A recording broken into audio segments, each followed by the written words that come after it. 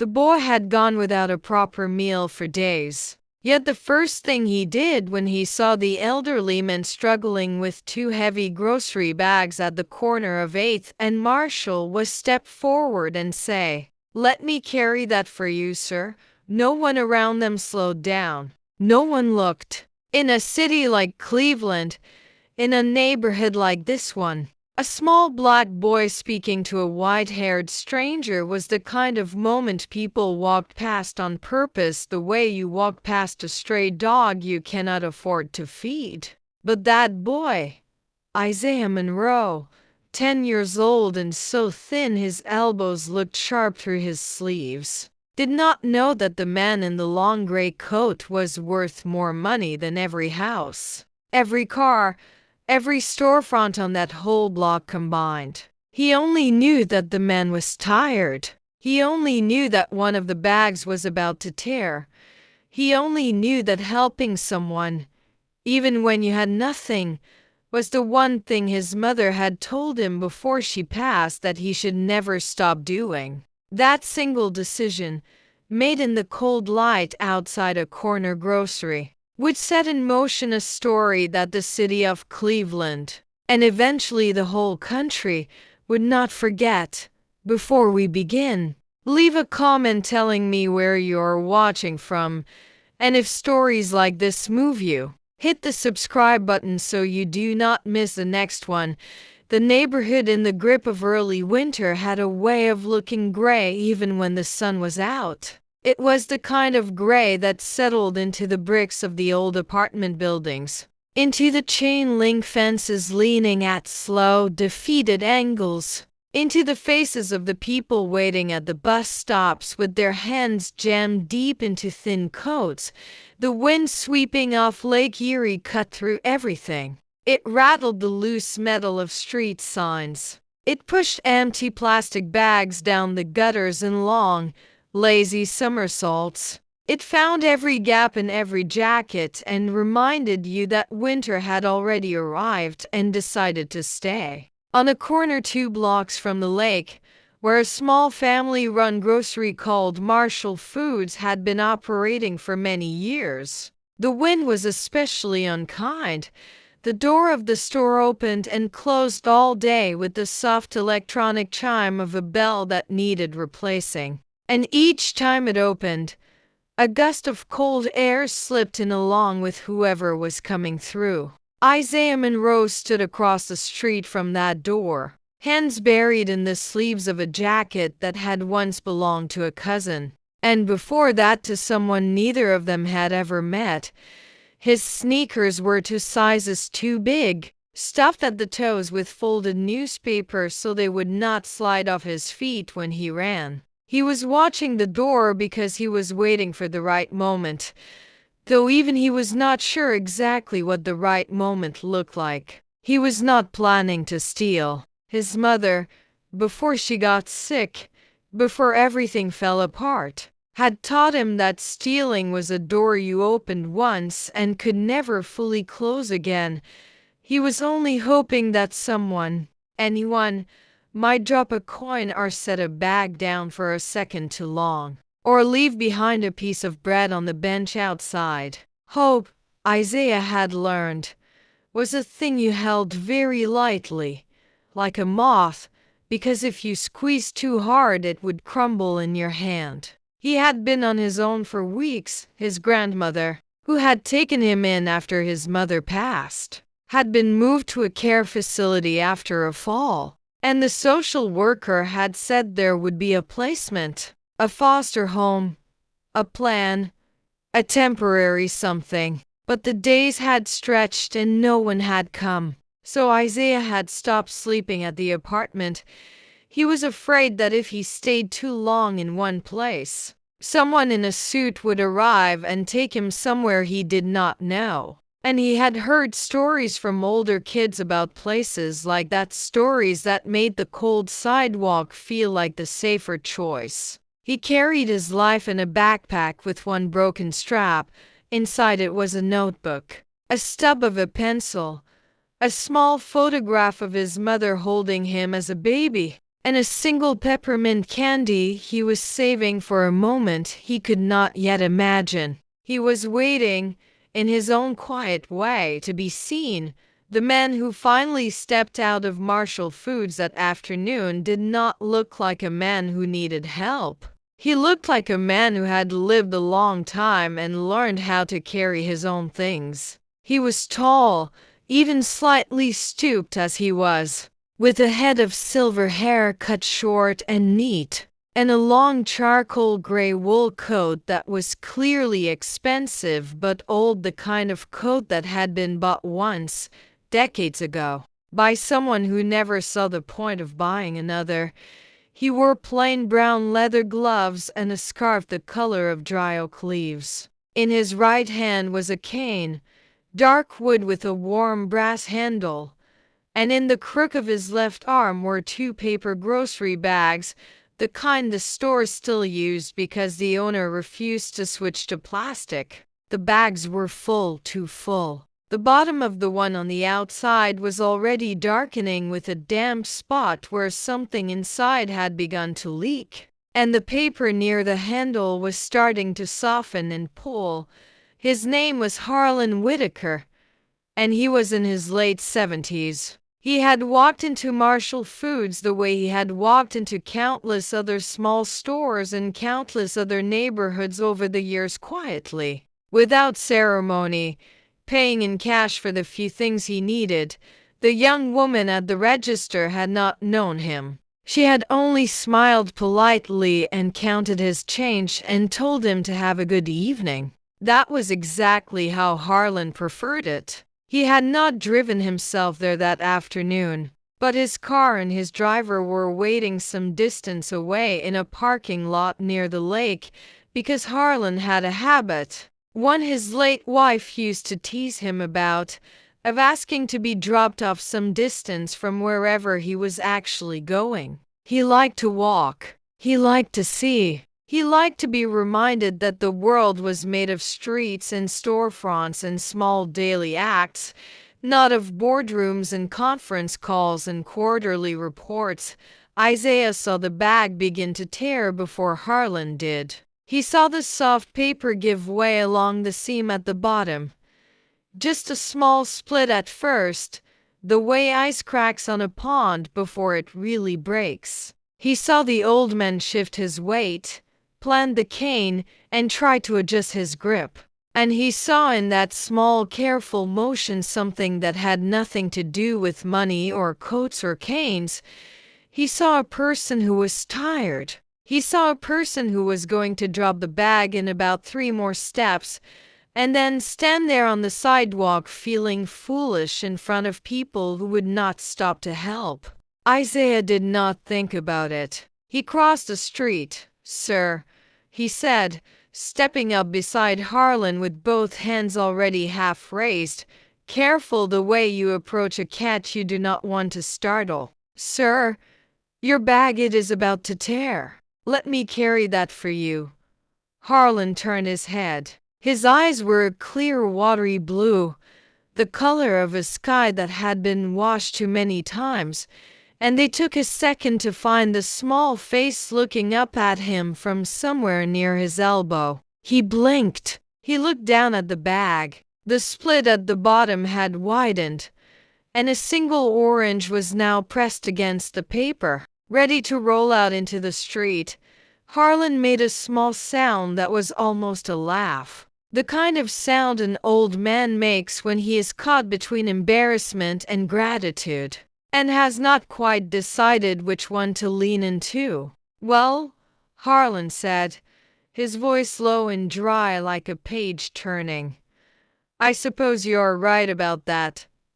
Isaiah very gently reached up and slid both of his thin arms under the bottom of the failing bag. The paper rustled. The orange shifted but did not fall. He lifted, and the weight of the groceries pressed into his chest. And for a moment he was reminded of how little he had eaten, how the hunger sat in his ribs like a quiet, persistent ache, but he did not let his face change. He had practiced not letting his face change. He took the whole bag carefully into his own arms, leaving Harlan with only the second one, the lighter one, the one that was not about to come apart. "Thank you, young man," Harlan said. He looked for the first time properly at the boy in front of him, the thin jacket, the big sneakers, the careful eyes. He did not say anything about what he saw. "Where are you headed, sir?"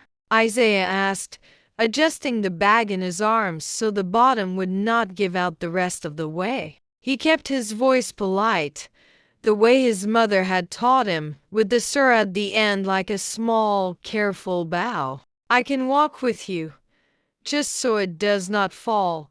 Harlan considered the boy for a long moment. There was a stillness to Harlan Whitaker that some people over the years had mistaken for coldness, but it was not coldness. It was the stillness of a man who had learned, painfully and slowly, to look at things twice before deciding what they were. He had seen too many people in his life rush to a conclusion and miss the truth standing right in front of them. So he stood there on the sidewalk outside Marshall Foods, his cane planted firm on the cracked concrete, and he looked. He looked at the boy's face. He looked at the boy's hands, which were red at the knuckles from the cold. He looked at the careful, almost formal way the boy was holding the broken bag, as if he had been entrusted with something fragile and important and was determined not to fail. "I am parked," Harlan said slowly,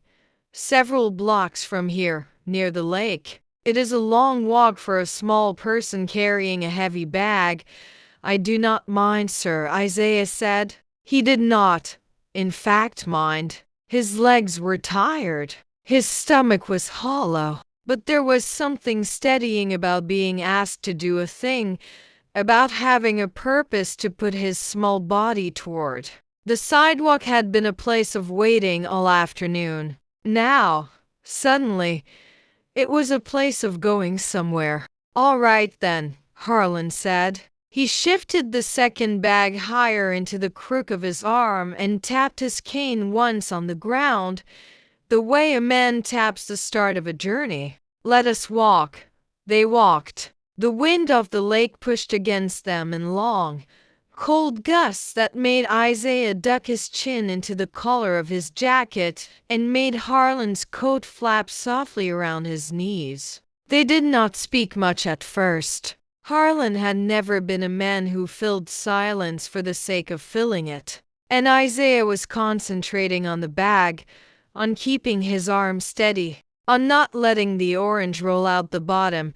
They passed a closed barber shop with a hand-painted sign in the window. They passed a laundromat where the light spilled warm and yellow onto the sidewalk and the air through the vents smelled of soap and dryer sheets. They passed a man sitting on a milk crate outside a corner liquor store who nodded once at Harlan and once at Isaiah as if he had seen the two of them walking together every day of his life. After some distance, Harlan spoke. "What is your name, young man?" "Isaiah, sir." "Isaiah Monroe." "Isaiah." Harlan rolled the name slowly, the way a man tastes something he has not had in a long time. "That is a strong name. A prophet's name. My mother picked it," Isaiah said. His voice did not change much, but Harlan, who had spent a lifetime listening to the things people did not quite say, heard the small dip in it, the careful way the boy used the past tense without leaning on it. "She chose well," Harlan said. He let the silence sit for a few more steps, and then he asked gently, "And what does your mother do, Isaiah?" Isaiah's arms tightened a little around the bag. He looked straight ahead at the sidewalk in front of him, at the cracks that had widened over the years, and he said, "She passed, sir, some time ago now." Harlan did not say "I am sorry" the way most people did, in the quick hollow way that closed a door instead of opening one. He simply nodded slowly and said, then she is still choosing your name every time you say it. And Isaiah, who had not cried in front of anyone in a very long time because crying in front of people was a luxury he could not afford, felt something hot move behind his eyes and pressed his lips together hard and did not let it out. They kept walking. The cane tapped a slow, even rhythm on the concrete. The wind pushed and pulled at them. Somewhere far away, a freight train let out a long, low note that seemed to belong to the gray sky itself. And Isaiah, carrying a stranger's groceries through a neighborhood that had taught him to expect nothing, felt for the first time in weeks that he was not entirely alone in the world. Harlan did not ask about the father. He did not ask where Isaiah lived or who was waiting for him at home, or why a 10-year-old boy was standing outside a grocery store in the middle of the afternoon when other children his age were sitting in warm classrooms or eating snacks at kitchen tables. He had learned, over a long life of meeting people in difficult circumstances, that questions could feel like accusations when they came too fast, and that the most important things a person needed to tell you would arrive in their own time if you let them. So he walked and he listened to the soft scrape of the boy's oversized sneakers on the sidewalk, and he made a small, quiet calculation in his head. The way he had made calculations in boardrooms and on factory floors and in hospital waiting rooms for many years, the calculation was this: the boy was hungry. The boy was alone. The boy was carrying a stranger's groceries for the simple reason that the bag was about to break, and he had nothing to gain from it that he could name. Isaiah, Harlan said after another stretch. Do you live near here? Sort of, sir, Isaiah said. He chose the words carefully. Sort of was a phrase he had learned to use for many things in recent times. It meant not really, but also do not ask me to explain. A few streets over. And is anyone expecting you for supper? The question was so gentle that Isaiah almost did not feel the edge of it. He looked up at Harlan, at the long gray coat, at the silver hair, at the patient blue eyes, and he understood, in the way a small animal understands the shape of safety even before it has the words for it, that the old man already knew the answer. He did not know how. He just knew. No, sir, Isaiah said. Not really. Harlan nodded once. He did not stop walking. He did not change the rhythm of his cane. He simply absorbed the answer the way the ground absorbs rain. And he kept moving. They turned the corner onto a wider street where the buildings began to thin out, and the cold smell of the lake grew stronger, that particular smell of winter water and wet stone that anyone who has lived near Lake Erie carries in them forever. A couple of blocks ahead, in a small gravel parking lot beside a closed bait shop, Isaiah could see a long dark car waiting. The kind of car he had only ever seen in movies or parked outside the courthouse downtown. A man in a dark suit and a wool driver's cap was standing beside it, hands clasped in front of him, watching the street the way a person watches a door he is responsible for. Isaiah's steps slowed without him meaning them to. He had not expected the car. He had not expected the driver. He had assumed somewhere in the back of his mind that the old man would walk all the way home, that home was a small apartment somewhere with a kettle on the stove and a chair by the window. The dark car did not fit into that picture. The dark car belonged to a different story altogether. Harlan felt the boy hesitate beside him. That is just Marcus, he said quietly, almost apologetically. He drives me. He has been driving me for many years. He's a good man. He will not bother you. Yes, sir, Isaiah said, but his arms had tightened around the bag again, and his eyes had grown very watchful. He had survived on the street by paying attention to which situations were safe and which were not. And a strange car with a strange man beside it was not. In the part of the city where he had grown up, usually a thing that ended well for a small boy, Marcus, the driver, saw them coming from half a block away. He straightened, but he did not move toward them. He had been told many times by Mr. Whitaker not to rush, not to crowd, not to make a scene. Marcus had a kind, square face and a small graying mustache. And when he saw that his employer was walking with a child carrying a torn grocery bag, his expression did not change in any obvious way, but his eyes softened in the corners. He had worked for Harlan Whitaker long enough to know that the old man rarely arrived back at the car alone, and almost never arrived back without a small story attached. "Marcus," Harlan said as they reached the gravel lot, "this is Isaiah Monroe. He has been kind enough to keep my groceries from rolling into the street." Marcus tipped his cap. "Mr. Monroe," he said with complete seriousness, "thank you for your help." Isaiah did not know what to do with being called Mr. Monroe. No one had ever called him that. Teachers had called him Isaiah. His mother had called him My Heart sometimes. And the older kids on the block had called him things that he tried not to repeat even in his own head. Mr. Monroe was a name that belonged to a grown man in a suit. A name that suggested he was a person worth addressing properly. And it landed in his chest with a strange warm weight. He nodded carefully to Marcus and said, "Yes, sir," because it was the only response he could think of that felt right. Marcus stepped forward and reached for the torn bag, and for half a second Isaiah did not want to give it up.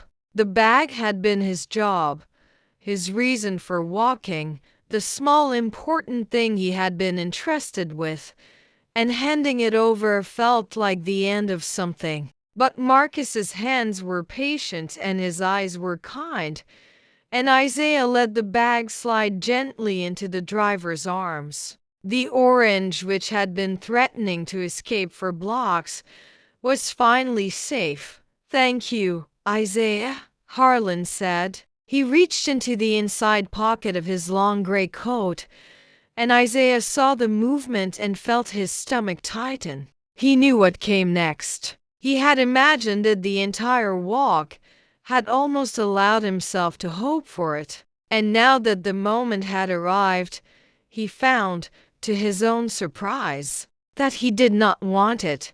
He did not want this old man who had spoken to him kindly and called his mother's choice a prophet's name to reach into a pocket and hand him a folded bill and turn the whole afternoon into a transaction. He took a small step back. "I did not do it for money, sir," he said. His voice was quiet but very clear. "I did it because the bag was about to break." Harlan's hand paused inside his coat. He looked at the boy for a long moment, and something moved across his face that was not quite a smile, but was close to one, the way the first light of morning is not quite sunrise, but tells you the sunrise is coming. He withdrew his hand from the coat. It was empty. "I know you did not," Harlan said. "I was reaching for something else." He produced instead a small white business card, the kind printed on heavy paper that bends but does not fold easily. He held it out between two gloved fingers. "This has my name on it and a telephone number. The number rings to a woman named Dorothy who has worked for me for many years. If you ever find yourself in a difficult situation, Isaiah, and you need a person to call, you may call that number. You do not have to explain anything. You only have to say, 'This is Isaiah and I met Mr. Whitaker outside Marshall Foods.' Dorothy will know what to do." Isaiah stood very still in the gravel lot. The wind off the lake was pushing at the back of his neck and his stomach, which had been quiet for hours by sheer force of practice, gave a small treacherous turn at the word supper. He thought about the peppermint candy in his backpack, the one he had been saving for a moment he could not imagine. He thought about his mother, who had taught him to be careful with strangers and who had also taught him that some strangers were not strangers at all but neighbors he had not yet met. He looked up at Harlan's face. He looked at the patient blue eyes, the silver hair, the brown leather gloves folded calmly around the brass handle of the cane. He looked at Marcus, who had stepped back a respectful distance and was pretending to inspect something on the door of the car. "Yes, sir," Isaiah said. His voice was small but steady. "I would like that." "Thank you, sir." Harlan nodded once as if a small important agreement had been settled and gestured toward the open door of the car. Isaiah hesitated at the threshold the way a person hesitates at the edge of deep water, and then he climbed in. The seat was wider than his grandmother's couch. The leather was warm. There was a soft hum somewhere under the floor that he realized after a moment was a heater running quietly to keep the inside of the car comfortable while it waited. He had never been inside a car like this. He sat very still, his backpack on his lap, and tried not to touch anything he did not need to touch. Harlan settled in beside him with the slow, careful movements of a man whose joints had stopped forgiving him years ago. Marcus closed the door, walked around to the front, and slid into the driver's seat. The car pulled out of the gravel lot and turned onto the wide street that ran along the lake, and Isaiah watched through the window as the neighborhood slid past him in a way it never had before. From a car, the neighborhood looked smaller. The broken sidewalks did not bite at his oversized sneakers. The wind could not find him. "Marcus," Harlan said, "the place on Larchmere, please. Tell Clara we will be two for supper and that one of us is a young man with a very honest face." "Yes, sir," Marcus said. He glanced once into the rearview mirror, met Isaiah's eyes, and gave him a small reassuring smile that did not require any words. The drive took some time. They left the gray streets near the lake and moved south through neighborhoods that Isaiah had only ever seen from city buses. He watched the houses grow larger, the trees thicker, the sidewalks cleaner. He did not say anything. Harlan did not push him to say anything. The old man sat with his cane resting between his knees and his gloved hands folded over the brass handle, and he looked out his own window with the quiet expression of a man who had seen these same streets countless times and still found something in them worth looking at. Larchmere Boulevard was a long, tree-lined street of small shops and old brick buildings, and the restaurant Harlan had spoken of was tucked between an antique bookstore and a tailor's. Its name, painted in modest gold letters on the front window, was Clara's. The restaurant was small and warm and smelled of bread. That was the first thing Isaiah noticed when Marcus held the door open for him and the bell above the door gave its soft, friendly chime. The smell of bread, the kind that has been baking slowly for hours. The kind that wraps itself around you the moment you step inside a place and makes your shoulders come down from your ears without your permission. There were maybe a dozen tables in the whole room, each one covered with a plain white cloth, each one set with simple white plates and heavy silverware that looked like it had been polished by hand. The walls were painted a soft yellow, the color of butter left out on a counter, and there were old framed photographs hung in mismatched frames showing a younger woman in a kitchen, a man in an apron holding up a fish, two children on a beach somewhere far from Ohio. A woman in her 60s came out from a swinging door at the back, wiping her hands on a clean white towel. She was short and round and had her gray hair pulled back into a low bun. And when she saw Harlan standing inside the door, she made a small sound of pleasure that came from somewhere deep in her chest and crossed the room with her arms already opening. "Harlan," she said, taking both of his hands in hers. "It has been some time. I know, Clara. Forgive me. The doctors have been keeping me on a short leash lately. The doctors should mind their own business," Clara said firmly, but she was smiling. And then she turned and looked down at Isaiah, who was standing half a step behind Harlan with his backpack clutched in front of him like a small shield.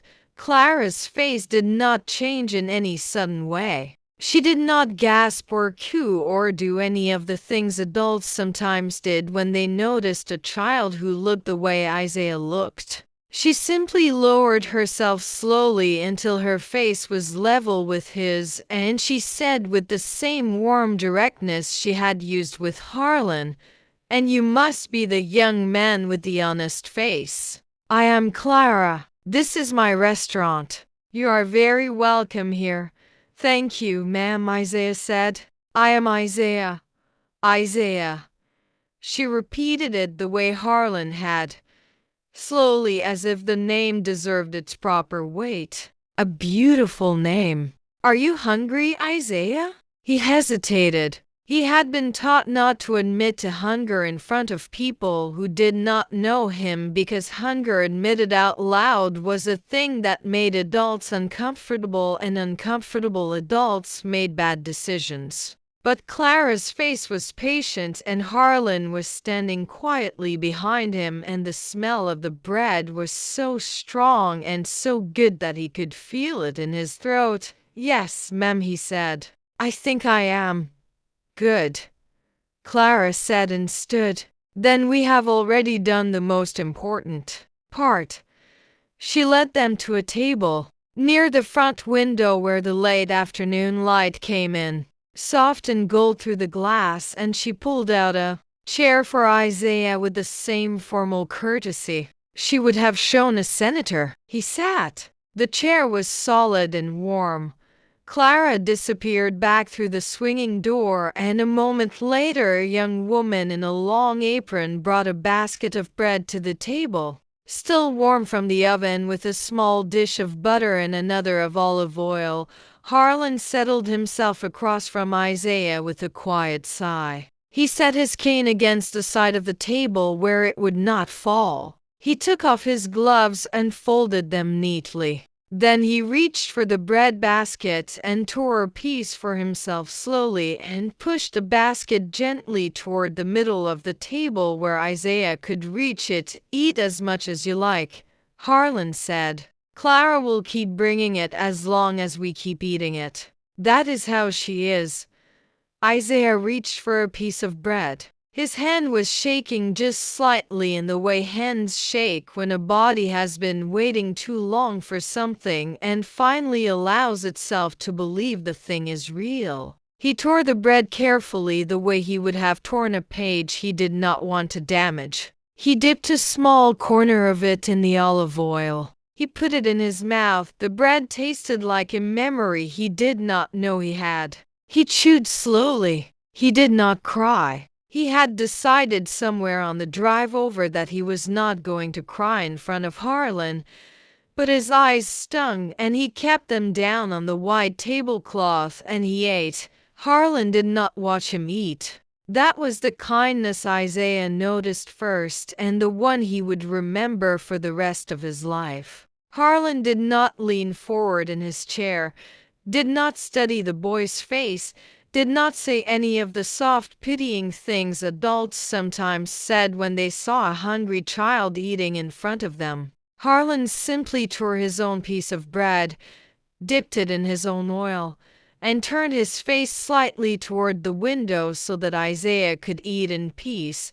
He spoke now and then about small, easy things. The weather, the way the trees on Larchmere had lost their leaves later than usual this year. A baseball game from the previous summer that Marcus had taken him to. He spoke the way a person speaks to fill a room with a gentle, undemanding sound, the way you leave a radio on for someone who is recovering from something difficult. Clara brought soup.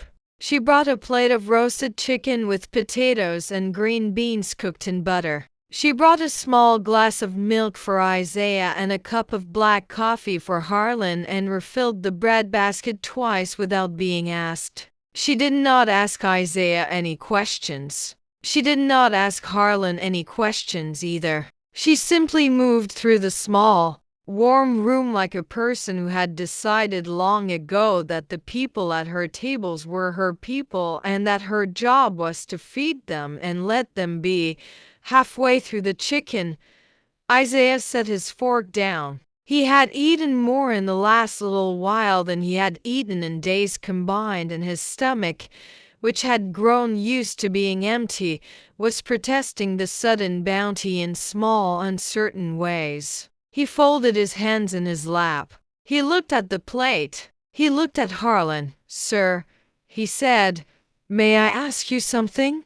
"You may ask me anything," Harlan said. Isaiah took a small breath. "Why are you doing this?" Harlan did not answer right away. He set his own fork down. He picked up his coffee, took a slow sip, and set the cup back into its saucer with the careful precision of a man who had spent a long life around fragile things. He looked at Isaiah across the white tablecloth, and the late afternoon light through the window caught the silver of his hair and made it look for a moment almost gold. "That is a good question," Harlan said. "It deserves an honest answer." He paused. "When I was about your age, Isaiah, I lived in a town in western Pennsylvania that does not exist anymore. The mill closed, and then the town closed, the way towns do when the work goes away. My father had been gone for a long time by then, and my mother was a seamstress who took in mending for the families who still had a little money. We did not have much. There were days, more than I like to remember, when I went to school hungry, and there were days when I came home from school hungrier still, because my mother had given me the only piece of bread in the house for my lunch and had eaten nothing herself." He stopped. He took another sip of coffee. Isaiah did not move. "One afternoon," Harlan went on, "I was walking home from school in the cold, and I passed a small grocery on the corner of our street, and I saw an old woman drop a sack of apples on the sidewalk outside. The sack had split. The apples rolled everywhere. She was bent over trying to pick them up, and she could not quite manage it because her back was not what it used to be. I was about 9 years old. I was hungry enough that the smell of those apples on the cold sidewalk almost made me dizzy. And I had a choice, the way you had a choice this afternoon outside Marshall Foods. I could have picked up one of those apples and put it in my pocket and walked away, and she would not have known, and no one in the world would have blamed me if they had known." He looked at Isaiah very steadily. "I did not do that," Harlan said. "I picked up every one of those apples, and I put them back in her arms, and I walked her to her door. And when we got to her door, she invited me in and she gave me a bowl of stew that I can still taste if I close my eyes." He paused. "Her name was Mrs. Kowalski. She fed me supper twice a week for the next several years. She is the reason I am sitting here tonight." Isaiah was very still. "You did for me today," Harlan said quietly, "what I did for her a long time ago. So, I am doing for you what she did for me."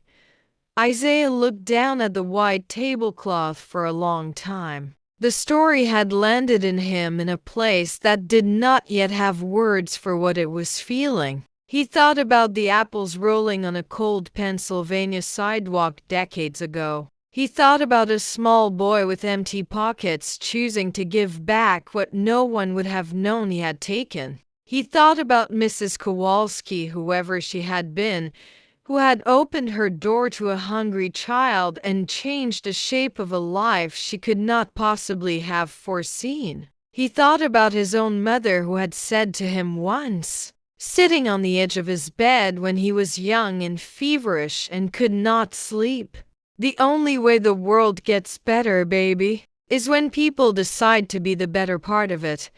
He had not understood her then. He thought he might be beginning to understand her now. "Sir," he said, and his voice was very small, "I do not know how to say thank you for this." "You do not have to," Harlan said. "You already did outside the store." They finished their meal slowly. Clara brought a small dish of vanilla ice cream for Isaiah without asking, and Harlan did not protest. The light through the window deepened from gold into the soft blue that comes just before evening, and the other tables in the restaurant began to fill with quiet people in coats, neighbors and regulars who nodded to Clara and to Harlan as they passed. Isaiah ate the ice cream one careful spoonful at a time, making it last, the way he had learned to make small good things last. When the meal was over, Harlan settled the bill with Clara in a way that Isaiah did not see, because Harlan had a particular skill for handling money in a manner that did not make it feel like charity. Clara walked them to the door. She bent down to Isaiah's height again and she said, "You come back any time, Isaiah, with Harlan or without. You tell whoever is at the door that Clara is expecting you and there will always be a plate." "Yes, ma'am," Isaiah said. "Thank you, ma'am." Outside, the air had grown colder, but it did not bite the way it had earlier in the afternoon. Marcus was waiting beside the car with the same calm patience he had shown in the gravel lot, and he opened the rear door without a word. Harlan paused on the sidewalk before getting in. He turned to Isaiah. "I'm going to ask you one more thing tonight, Isaiah, and again you're free to say no." He looked at the boy carefully. "Marcus and I are going to drive back across the city now. The house I live in has more rooms than any one old man needs. There is a small guest room on the first floor with a bed that has clean sheets on it, and a bathroom of its own, and a door that locks from the inside. There's a woman named Dorothy, the one whose number is on the card I gave you, who lives in a cottage on the property and looks after the house. She's a grandmother many times over, and she is kinder than I am, which is saying something. I would like to offer you that room for tonight, for as many nights as you need while we figure out together what comes next. You would not be a guest who has to earn his keep. You would be a young man under my roof, and you would be safe there." He paused. "You may say no, Isaiah. Marcus will take you anywhere you ask him to take you. I will not be hurt and I will not be offended. But I am in my late 70s and I have learned that some offers, when they come, should be made plainly. So, I am making it plainly."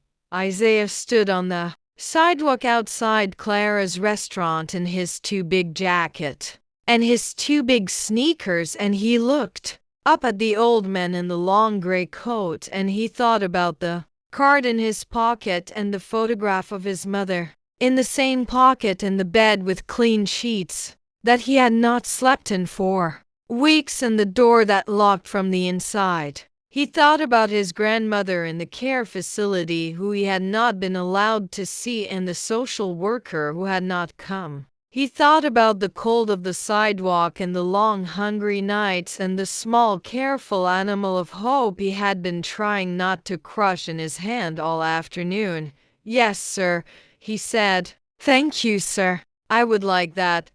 The drive back across the city took longer than the drive to the restaurant because Harlan's house was not in the city at all. It was east of it, past the suburbs Isaiah had only ever seen on highway signs, on a quiet road lined with old trees that had been standing there since long before any of them had been born. Isaiah watched the street lights give way to porch lights, and the porch lights give way to long stretches of dark countryside where the only light was the moon on the bare winter fields. He did not say anything for most of the drive. Harlan did not push him to either. Marcus drove with the same steady patience he had shown all evening, and once, when Isaiah's eyes began to grow heavy in the warm leather seat, Marcus adjusted the heater a small degree higher without being asked. The house, when they reached it, was not the kind of house Isaiah had imagined a rich man would live in. It was a long, low farmhouse made of pale stone with a slate roof and warm yellow light coming from the windows on the lower floor. There was a wreath on the door made of dried wheat and a single red ribbon. Dorothy was already waiting in the front hall when they came inside, and she was exactly as Harlan had described her. A small woman with iron gray hair and a face that had been kind for so long that the kindness had settled into the lines of it permanently. She did not make a fuss over Isaiah. She simply said, "Welcome, young man. The guest room is made up. Are you tired?" And Isaiah, who had not realized until that moment how tired he was, nodded.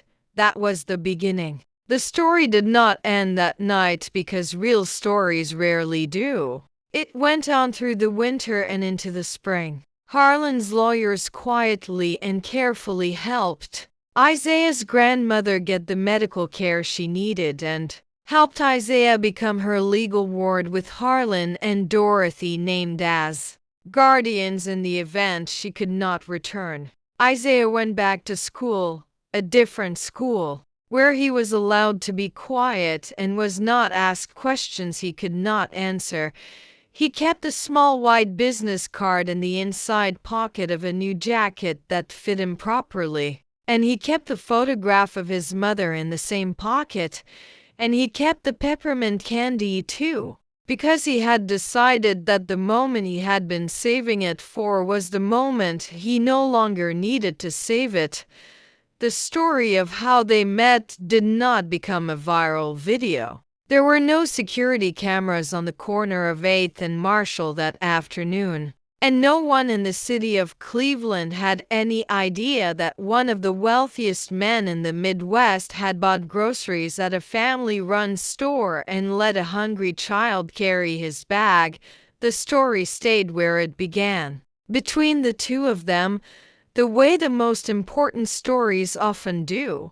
Harlan did not write about it. Isaiah did not tell anyone at his new school. Only Marcus and Clara and Dorothy knew, and they were the kind of people who knew how to keep a thing that was not theirs to tell.